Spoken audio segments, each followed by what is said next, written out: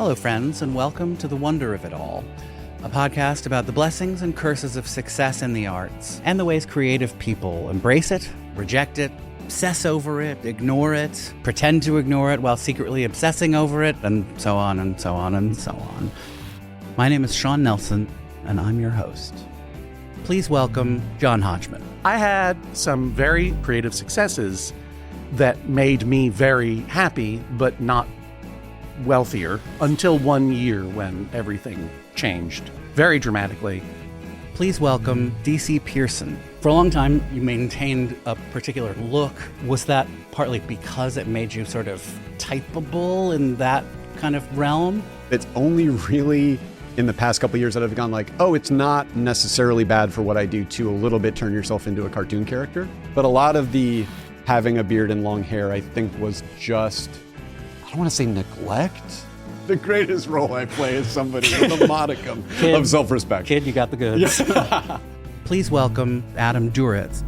Somebody like Bono or Sting had rented a hotel room, and we went up to this room, and it's me and Bill, Paul McCartney, Neil Young, Billy Joel, and Bruce, you know, and maybe a couple people from their bands. And we had this talk for a few minutes, and as I left that night, I realized I'm not good talking to my idols. I get really nervous. But I did okay in this one conversation with Paul McCartney, which is, you know, a big deal. As big a deal as I can even imagine. Yeah. I mean, I've met a handful of people I really, really admire, but I don't think I just feel like I would fall to pieces. Please welcome Lena Hall.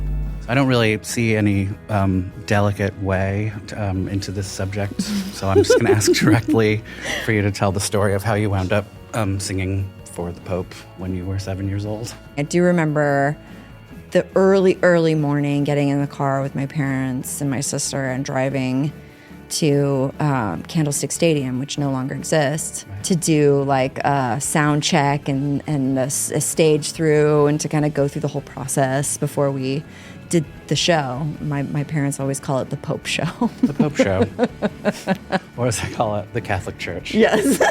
And I do remember that we all collectively, the three of us, forgot the lyrics at the exact same time. And that was like my very first performance.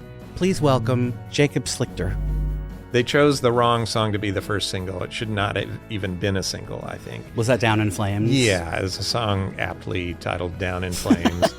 We were too loud for AAA, the sort of softer stations, but not loud enough for alternative, the louder stations. We were sort of in between. You were all so good at your instruments, and there was nothing like stumbly or ramshackle about it. If a band takes the stage and I don't see the ambition or hear it, I'm immediately uninterested. In terms of my relationship to being called a one-hit wonder, I'll definitely take that one hit.